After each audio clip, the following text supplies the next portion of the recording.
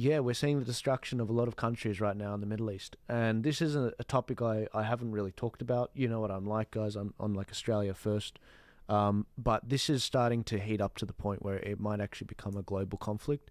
America's got its hands full on almost three fronts now. And don't be surprised if very soon we actually see a situation where we have conscription come back to Australia. And I don't say this is clickbait. I'm actually really worried about where this is going, because the Middle East. I'll cut to the story, and it'll make sense as we go along. I'm jumping the gun. Hamas leader Ismail Haniyeh killed in Israeli airstrike in Tehran. That's in Iraq. Sorry, that's sorry. Tehran is Iran or Iraq? I'm showing my lack of knowledge on this. It's Iran. It's Iran, right? Very good. That from our Iranian, Assyrian, sorry, in the Middle East. See, this is the thing, man. I've never been there, but people think I'm an expert on the topic. I'm actually not. So Israel have basically taken this person out, who very very big, very powerful Hamas leader. Took him out in his home, I do believe. And on top of that, Israel also took out a leader of Hezbollah, which is a organization in Lebanon to the north. This is heating up, and I'm actually getting really worried about this because it's the Middle East. They've always got things going on, except this is starting to expand beyond the classic realm of conflict. And this is a video we've got of the actual bombing in Beirut. Here you go.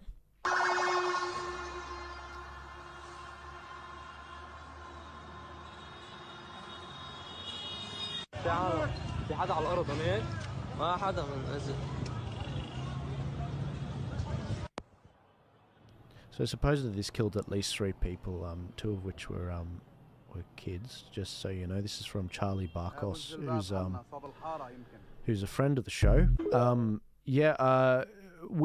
Is Australia ready for anything? Now, why am I bringing this here? Why, if the US has their hands tied in Ukraine, if they have their hands tied in the Middle East, if they have their hands tied in the Pacific, you can be damn well sure that they're going to be stretched thin.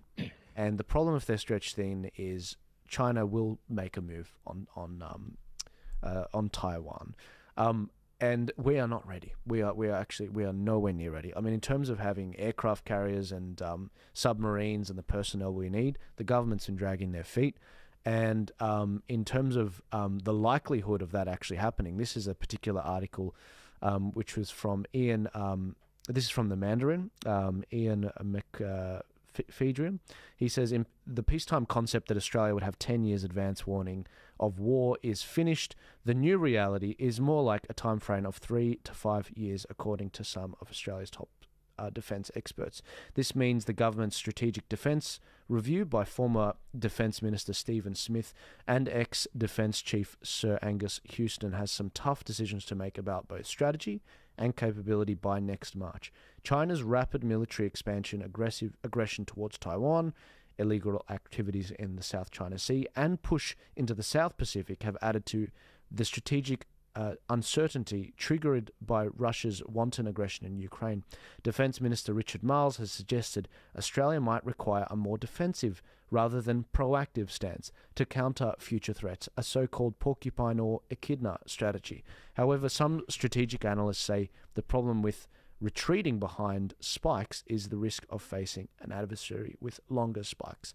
Ben, is Australia in any kind of position to tackle this kind of problem right now?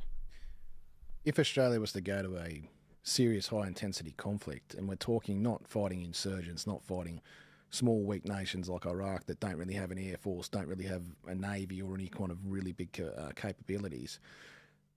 So when we say fighting a full-scale war against an adversary that's capable, such as